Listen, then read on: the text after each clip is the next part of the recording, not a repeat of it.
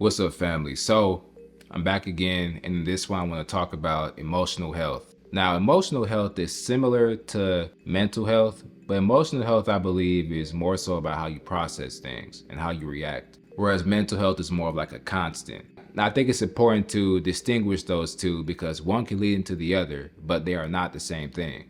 All right, so we're gonna hop into it quickly. And our first one is you have to learn and understand your triggers and things that you know are really gonna piss you off or bother you. Almost like a pet peeve. You know, some of us, we get to a certain point where like nothing affects us, nothing bothers us, but there's always that one thing that comes from that one person that really just gets you to go there immediately. So I think it's important to check that type of stuff and know exactly what does it. As long as you know what causes something, it's much easier to like mitigate the damage versus it just taking you off guard. Whether it's somebody calling us a name or somebody, reacting a certain way to us after we said something to them. I think oftentimes it's easy for us to meet them where they are in that negative space, but in my opinion, I think it's better to stay on your side of the line and not necessarily be overly positive, but just be like, hey, it is what it is. Don't let that bother you. Now, the second one is think and understand before reacting. Look, you don't have to react to everything.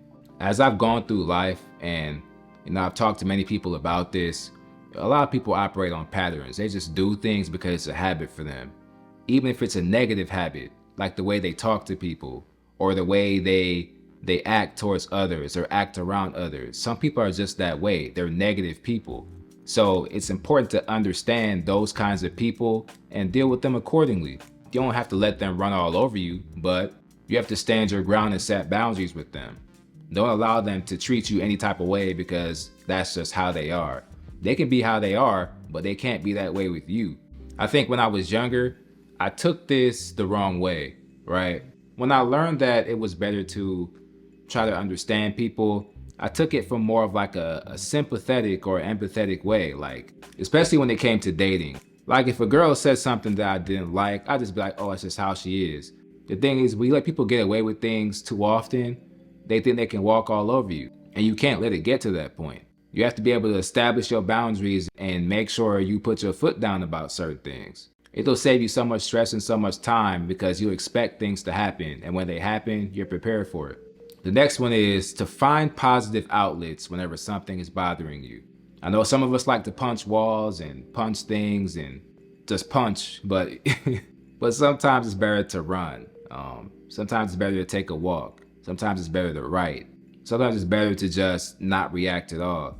And I think that when it comes to controlling our emotions, violence cannot be the first option you resort to. I think that filling that negative space with hobbies that you enjoy, or filling that space with just movement, getting up and moving, going up and doing something, it can help you process those negative emotions a lot better.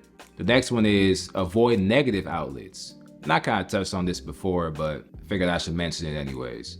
The main negative one is violence. You gotta avoid that, man. People who resort to violence as the first option when they get emotional, it can make your life a living hell. Because decision making that you do when you're upset and emotional, it's way different than who you are when you're just acting normally, at least for most people, I would assume. Some people are kind of like super chaotic anyway, so it doesn't really matter if they're emotional or not. It just gives them an excuse to act out. If you're in the store and somebody does something that you don't like, and instead of just walking away from the situation, you get yourself into a street fight or something, and they might have a weapon. So it can come in many different forms. So that's why I say violence should not be your first reaction. The first reaction should be self-preservation. The second one is to react logically. The next one is to do an assessment of your relationships, not just your romantic relationships or who you deal with on that type of level, but like also your platonic stuff, your associates, people you're around the most often. One thing I noticed when I was younger was that when some people weren't around, things got a lot better. And I want to speak specifically to people in relationships also, because some of you are with people who drive you insane, but you still stay just because, like, just to say that you have somebody or just to have somebody around. And those people can really, really stress us out. And the funny thing is, when they're not around, you feel so much better. You feel so much more relieved and stress-free, but you still keep them with you, which I don't get. Well, I understand it, but I don't get it. You know, things can change so quickly in your life just by meeting the wrong people. And finally, we need to prepare for things before they happen. And I touched on this earlier, but like when you know something's gonna make you upset when it's said or when it's done, prepare for it. If you know it's gonna happen, you know it could happen, when it eventually does happen, you won't be surprised, it won't trigger you, it won't bother you as much.